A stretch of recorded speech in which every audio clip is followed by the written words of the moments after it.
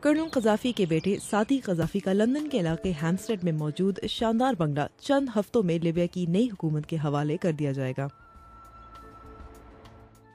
Fit bowler اور رنگین مزاجی کی شہرت رکھنے والے سعدی قذافی اس بنگلے میں کبھی کبھار ہی قیام کرتے تھے۔ ایک ہمسائے نے بتایا کہ ان کی آمد قیمتی گاڑیوں میں اپنے ساتھیوں کے ہمراہ ہوا کرتی تھی۔ خیال کیا جاتا ہے کہ دنیا بھر میں قذافی خاندان کے کروڑوں ڈالر کے اثاثے پھیلے ہوئے ہیں۔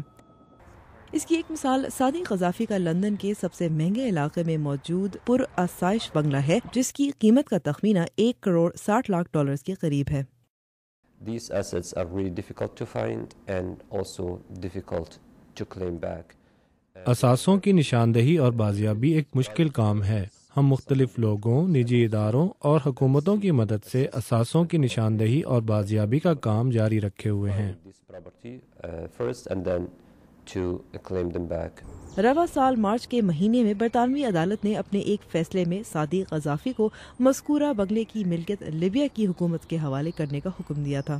یہ فیصلہ قذافی خاندان سے لیبیا کی قومی دولت کی بازیابی کے سلسلے میں ہونے والی اہم پیش رفت سمجھا جا رہا ہے۔